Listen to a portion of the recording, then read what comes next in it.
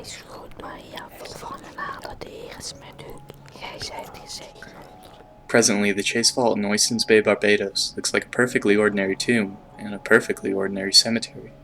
There's no sign of what happened in the early 19th century that can show that this ordinary-looking cemetery is anything but. The tomb itself belonged to the Chase family, a family infamous for unusual behavior.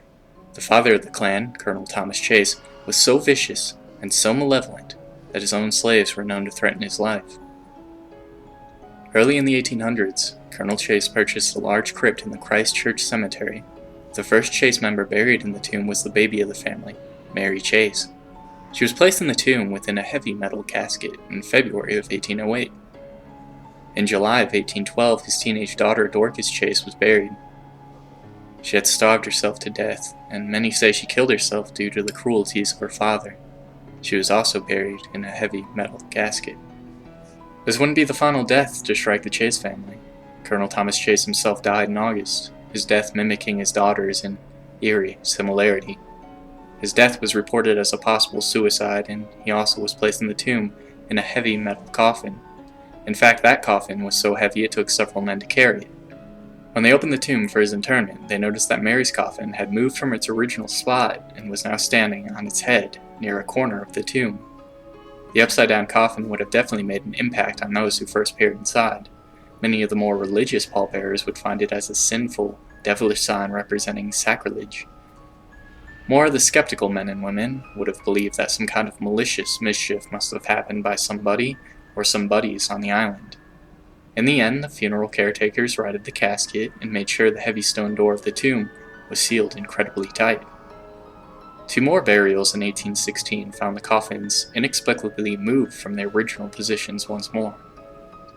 Reportedly after one of these funerals, according to the People's Almanac, one particular report goes into detail of a girl who heard groans and menacing shrieks emanating out of the tomb. The girl's horse went right into a panic, going berserk, foaming at the mouth and trying to buck the girl off. It was later reported that several of the horses in the nearby village became crazy in the following days and mindlessly dove into the bay, where they all drowned.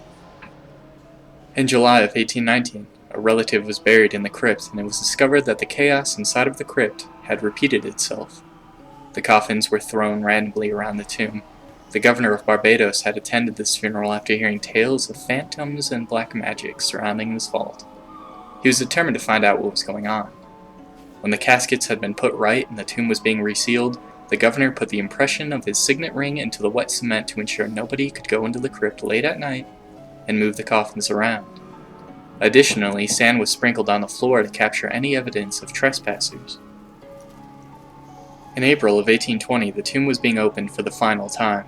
The signet ring's marks were still clear in the cement, showing that nobody had entered the crypt by the front door, the only entrance to the tomb.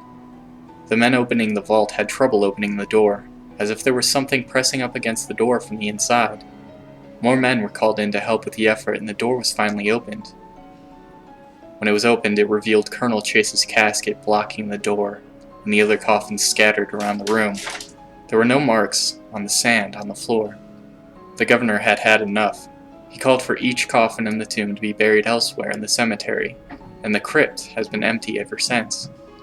Many people over the years have attempted explanations for the strange phenomenon of the moving coffins of Barbados, including earthquakes, even though no other tomb in the cemetery had ever been disturbed, and flooding, although no cracks were found in the crypt, and it is debatable if the heavy metal coffins would even float.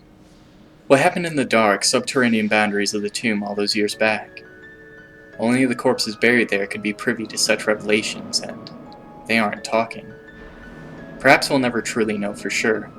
For now, the grave remains vacant. The echoes of its haunting past are the only things left to inhabit it.